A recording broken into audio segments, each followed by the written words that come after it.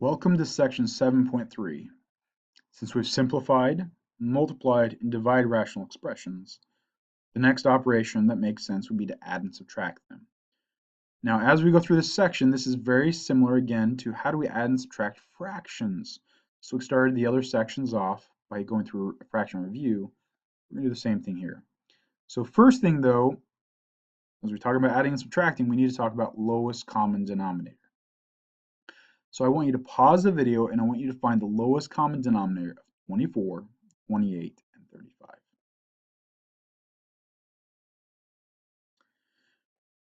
Now there's multiple ways to get a lowest common denominator. One, you're just looking at all three of the denominators. First and foremost, do not worry about the numerators. But you could sit there and make lists of multiples of 24. So 24, 48, 72, etc. Same thing with 28 and 35. And then try to find what's the smallest number that's in all three lists. That's cumbersome, and honestly, it's not going to help you much in terms of what we're trying to get at for this class, and especially for this section. The better way, and more efficient probably, is actually to do what's called a factorization or factor tree. So I want you to go ahead and factor, if you didn't already do it, factor 24 down to prime numbers. So what prime numbers go into 24, 28, and 35? To help you kind of understand that, 24 is 2 times 2 times 2 times 3. If I multiply all those together, I'm going to get 24. So again, break 28 up into the numbers that all multiply together to give you 28, for all the smallest possible. All right, hopefully you've done that. 28 is 2 times 2 times 7, and 35 is 5 times 7. This idea, by the way, is not just going to help you out in this section. It will also help you out in the next chapter. So prime factorization will be useful. So how do we find the lowest common denominator? Well, the first thing I want you to do is look at all these and say, what do all three of these sets of numbers have in common? So does this set, and this set all have the same thing in common? Hopefully you're saying no. So then we just come back and say, okay, let's look at pairs. So what about the first two? What do they have in common? So you're saying I have 2 times 2, I have two 2's. So if I take those, and notice I cross them out up here so I'm not looking at them anymore and getting confused. Okay, then these clearly have nothing else left in common because 2 and 3 and 7, not the same. If I look at this and the last one, so I just look at the first and the last, they have nothing in common. But this last pair, do they have any in common? Yeah, 7. So I add a 7 and I cross those out. Now I can say what's left. We have a 2, a 3, and a 5. So I just tack those on. And then I just do the computation. I literally just plug and chug using a calculator. You could do things like 2 times 5 is 10 and then help yourself out, but it doesn't really matter. You're still going to end up with 840 is the product. So that is the lowest common denominator of this particular thing. And now realize that that would have been really long to look through all those lists of numbers. Now with that in mind, let's talk about how to add fractions. So I want you to pause the video and I want you to add these fractions.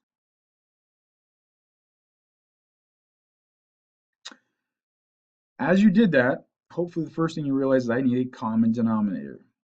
To help you do that, I'm going to show you, if I factor the denominators, notice I don't have to go all the way to prime, because I'm just dealing with numbers. I can see a 2 and a 4 and a 5 and a 4. Well, they both have 4s, so the first one, what's that missing the second one has? Well, it doesn't have a 5, so I multiply by 5 over 5, because I have to multiply by 1. Can't multiply by just 5. That's not the same thing. 5 over 5 is just 1, so I can multiply any number by 1. It's not going to change its value. Well, what about my second one? What's that missing that the first one has? Hopefully you're saying the denominator is missing 2, so I multiply by 2 over 2. You multiply that together, and you can go ahead and multiply out the denominators to get 40, because we're numbers, it's not that bad. And I just multiply the top. Now that I have the same denominator, how do you add them? Well, I just add the numerators, so I end up with 29 over 40. Now, before you walk away from it, you should always ask if you can simplify it. In this particular case, you cannot simplify that anymore. All right, so let's take this a step further and subtract. So go ahead and pause the video and subtract them.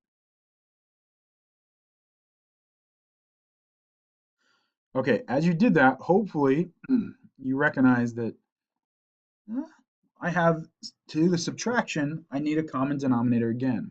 Now you don't have to factor because 3 and 4 have nothing in common.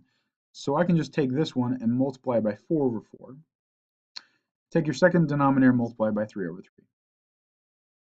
So this will give you, if you multiply those fractions completely out, don't be a canceling on me. Just multiply them out. If you multiply them out, you get 8 over 12 and 9 over 12. If you simplify, you're just going to take yourself right back up to this first line. So don't simplify. We want the same denominator. That same denominator, again, all I do is subtract the numerators, the top, and we get minus 1 over 12. So this process, finding common denominator and so forth, is going to be critical. But it gets a little bit different when we start talking about polynomials. So let's get into some examples with rational expressions. So let's start with these. Now notice I have the same denominator in the first place.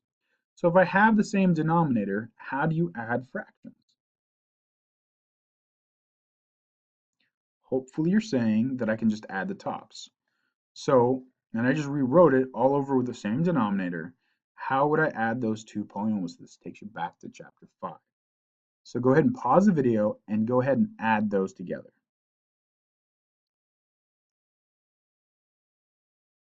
As you add them, if you look for like terms, 3x and 2x gives me 5x, and minus 2 and plus 12 gives me positive 10.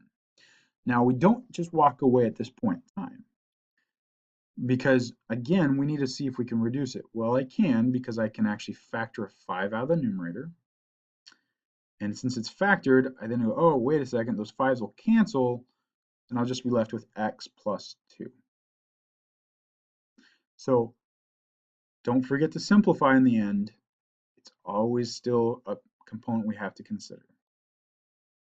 Let's move on and let's try some subtraction.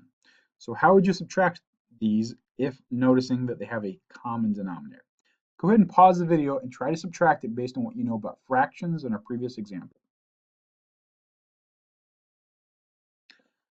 All right, hopefully you said, well, I can just subtract the tops. But when you do that, don't forget to distribute this subtraction sign to both here and here. And then I can just combine like terms. 4x minus x is going to be 3x, and 5 minus 12 is negative 7. Now, can you simplify this? No, because you can't factor that numerator and the denominator, and they're not the same. So, with all this in mind, I want you to move on to the second part of this video, which is talking about how do I deal with things when there's a not common denominator.